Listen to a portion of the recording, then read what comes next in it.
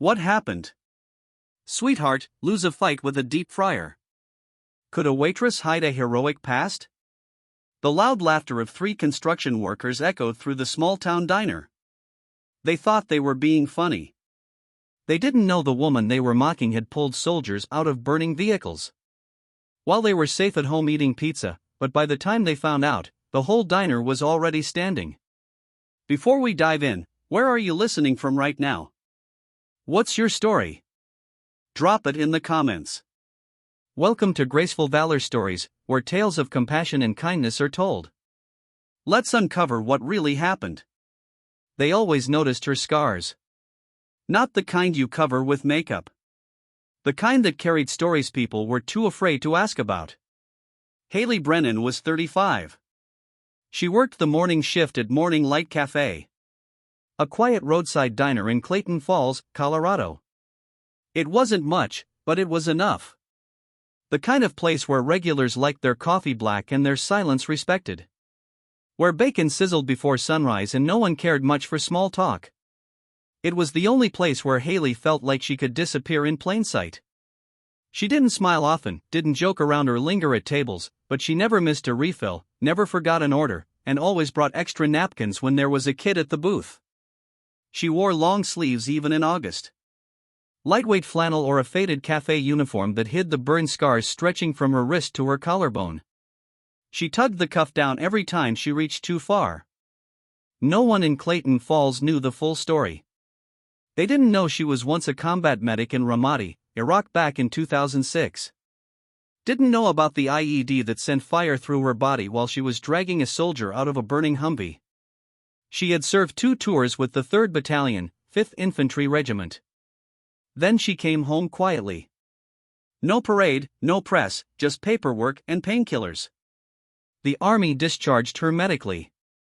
The scars were obvious angry red lines across her arm and shoulder. But the deeper wounds didn't show. Nightmares, hypervigilance, the crushing silence of a country that didn't quite know what to do with its wounded. So, she kept her head down, worked the morning shift, paid her rent, mailed birthday cards to the few soldiers she could still track down, and disappeared into routine. The cafe's regulars never pried. Some assumed she'd been in a fire. Others guessed abuse. Most just appreciated that their toast came out right and their coffee stayed hot. And that was fine with Haley. She didn't want their pity or their questions. She just wanted a life that didn't burn. That changed the day the crew showed up. 3 road workers from out of town here on contract to repave the highway just north of town. They were loud from the minute they walked in. They cracked jokes as they dropped into booth 9, boots scraping against the linoleum. Talked about women in ways that made the other patrons uncomfortable. And when Haley walked by, tray in hand, they fell silent, just long enough to look her up and down. One of them elbowed the other and muttered, "Bet she got those scars in some bar fight." The second one laughed too loud. Maybe deep fryer accident. You know, tragic mozzarella sticks incident. Haley didn't flinch. She just poured their coffee. Same as always. She'd been through worse, survived explosions, field surgeries, and nights that didn't end until the screaming stopped. A few rude men weren't going to crack her open. But wait, what secret did those scars hold? She tugged her sleeve a little farther down, a reflex, a shield, and kept walking. The crew kept coming in every morning that week. Same booth, same jokes, like clockwork. Most of the locals said nothing. Some looked away. Some just tried to tune it out. Then one Thursday, a little boy in a red jacket pointed at the back of Haley's hand. He was no older than 6, maybe 7. He looked up and asked, "Does it hurt?" Haley crouched down slowly, met his eyes, and for the first time all week, she smiled.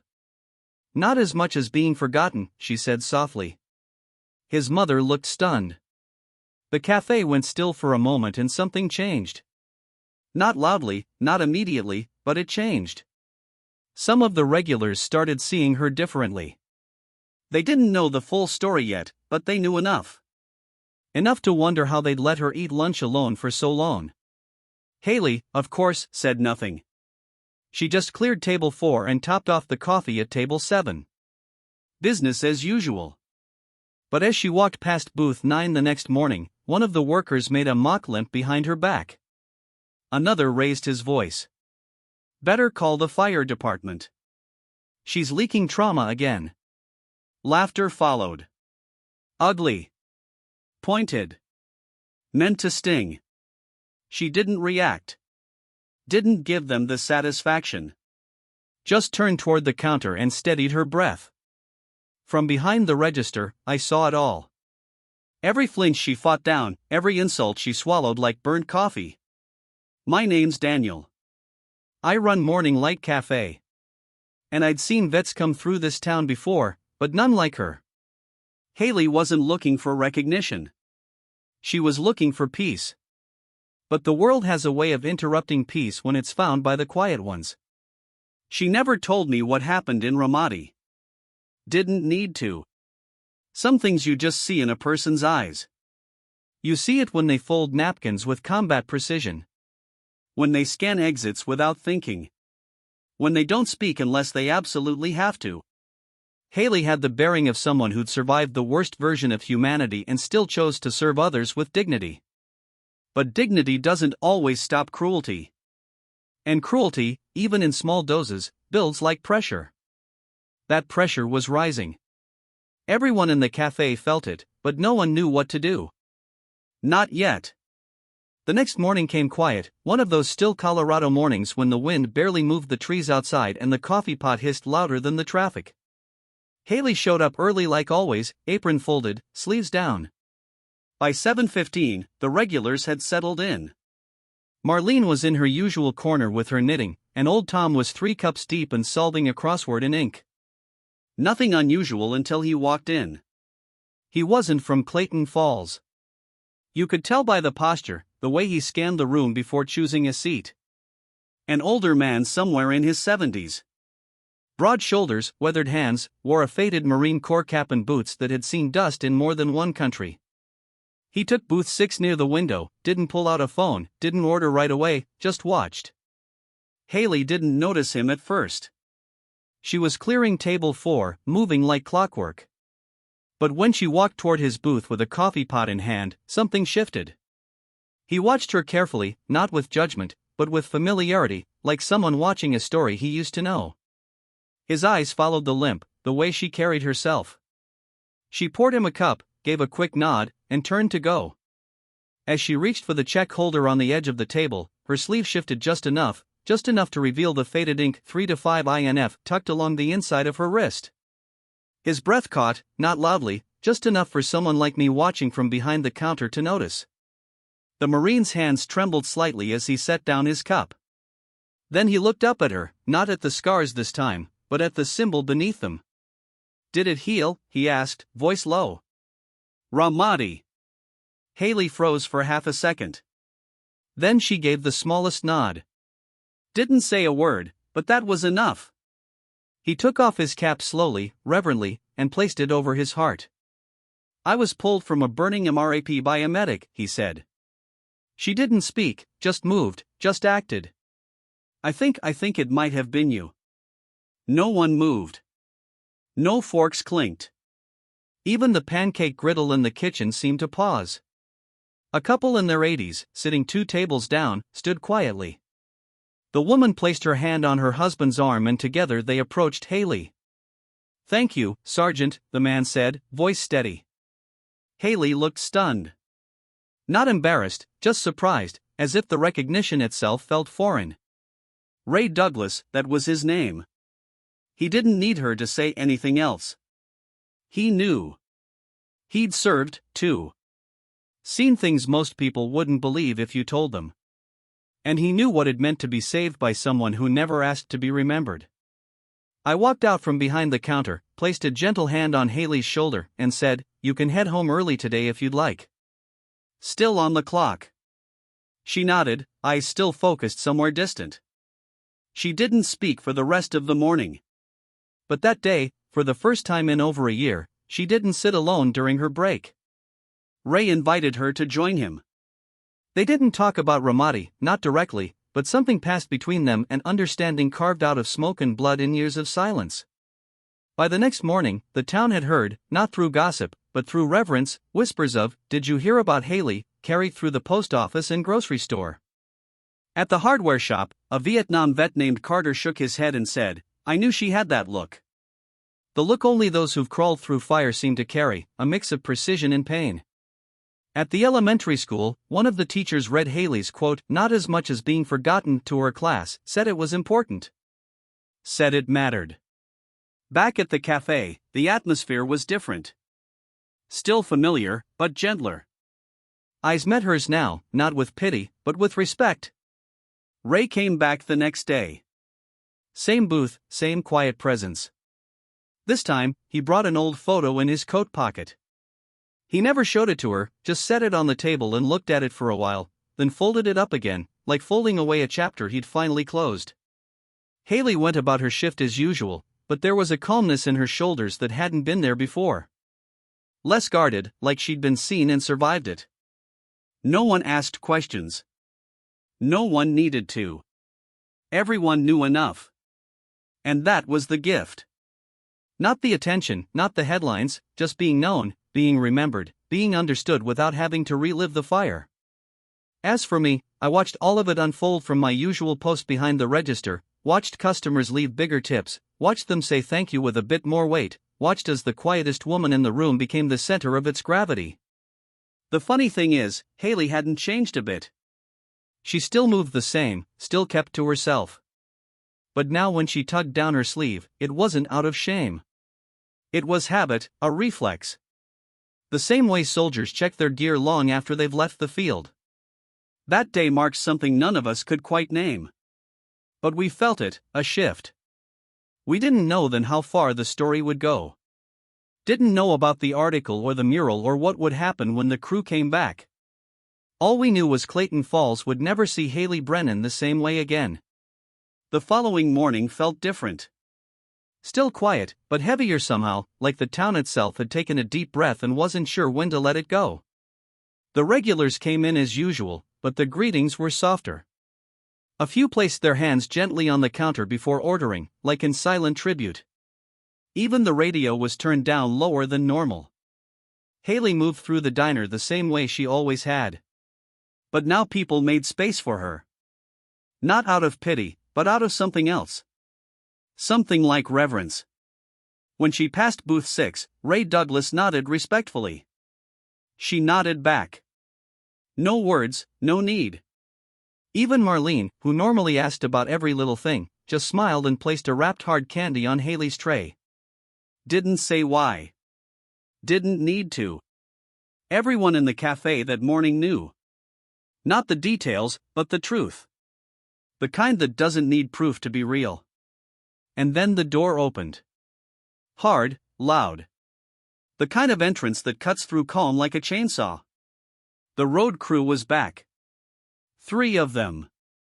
Same as before. Boots stomping. Laughter echoing like they owned the room. They hadn't heard. They hadn't seen the shift. They were still living in yesterday. They made their way to booth 9, the same one they'd always taken. Haley, ever professional, approached with a coffee pot and notepad, her sleeves down, her shoulders steady. One of the men squinted at her as she poured, then smirked and leaned back in his seat. "Hey, didn't we tell you to keep that arm covered? Going to scare someone's eggs." Another joined in. Louder this time. Maybe she fell into the fryer again. Or maybe she picked a fight with a toaster. Laughter, unkind, too confident. Haley didn't flinch, but her eyes moved just slightly toward the far end of the diner. Where Ray Douglas sat, already standing. It happened in quiet waves.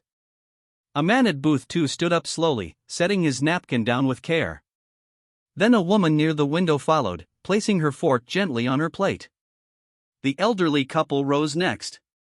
No rush, no anger, just the calm weight of something sacred being defended. Ray walked forward, steady as a man half his age. He stopped just beside their table, looked each man in the eye. "You don't know who you're mocking," he said softly. His voice didn't need volume, it carried. It wasn't a friar that did that to her. It was war. One of the crew chuckled nervously. "Relax, old man. We were just joking." But no one else laughed. Another voice joined in from behind the counter. "Mine. She served in Ramadi. Combat medic, 3rd Battalion, 5th Infantry." You could hear a fork drop. And someone did. A man near the door spoke next. "When you were sitting safe back home, she was holding pressure on a soldier's leg, trying to stop the bleeding before the chopper arrived." "You don't get to laugh at that," someone else added. "She didn't ask for a medal. She asked for peace. And you walked in here like you had a right to tear that away." The 3 workers shrank in their seats, faces pale, eyes darting. They weren't used to being the smallest voices in the room. Haley stood still by the booth, silent, but not alone. For the first time, she wasn't the one defending herself. One of the men finally spoke. Voice cracked. I didn't know." He looked down. "I'm sorry." No one nodded. No one clapped. This wasn't a movie. It was real. And that meant letting it sit in silence. Ray simply stood there for a moment longer. Then placed his cap back on his head and turned away. Nothing more needed saying. The workers ate quickly. Didn't ask for refills. Paid in cash and left without another word. As the door shut behind them, the room seemed to exhale. Chairs creaked as people sat back down. Coffee cups clinked gently, returning to saucers. Haley returned to the counter. I handed her a clean towel to dry her hands. Even though they weren't wet, she gave me a small, almost imperceptible nod. That was the moment I realized something. Clayton Falls hadn't just learned about Haley. We'd been changed by her. Not by a speech, not by a photo, but by her quiet refusal to crumble. She could have yelled.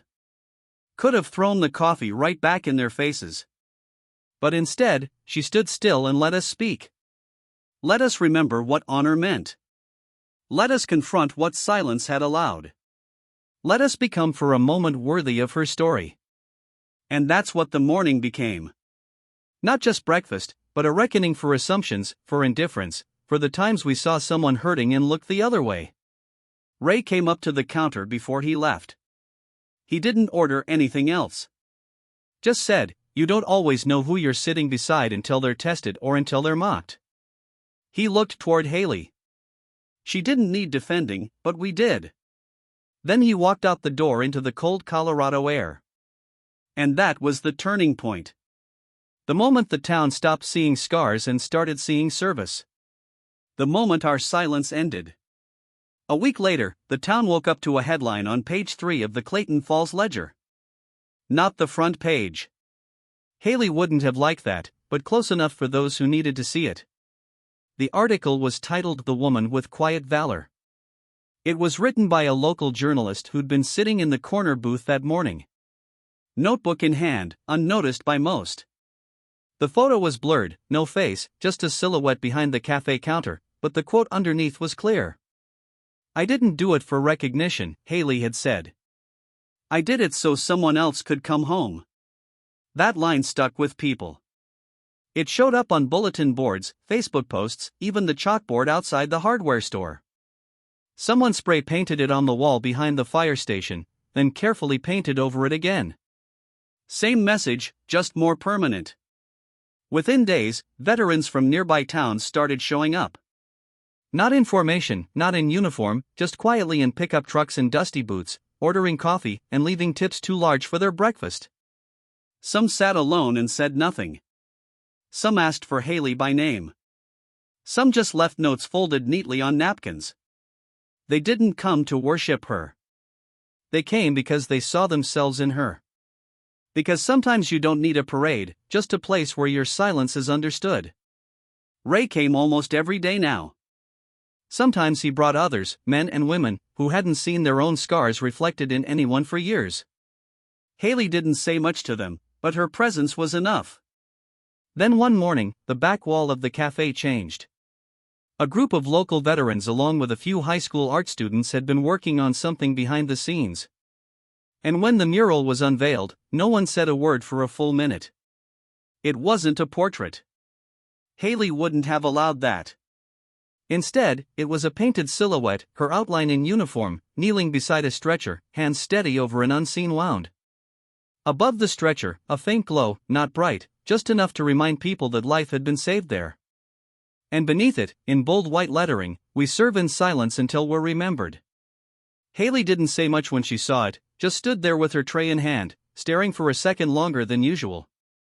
Then she nodded once and went back to work. But every morning after that, before unlocking the front doors, she paused in that same spot. A silent ritual, not to be seen, but to remember. Not herself, but the ones who didn't get to come home. The ones whose names she still whispered into the night when sleep refused to come. The mural became a local landmark. People came from out of state to see it. Veterans made detours just to stand beneath it for a moment. Some brought photos. Some left challenge coins or dog tags. Some just pressed their hands to the brick and closed their eyes. And over time, Morning Light Cafe became more than a diner. It became a gathering place, a quiet sanctuary where no one asked why your hands shook when the door slammed too hard. Haley never chased the attention, never changed the way she carried plates or refilled mugs. But she did start letting her sleeves roll up just a little higher.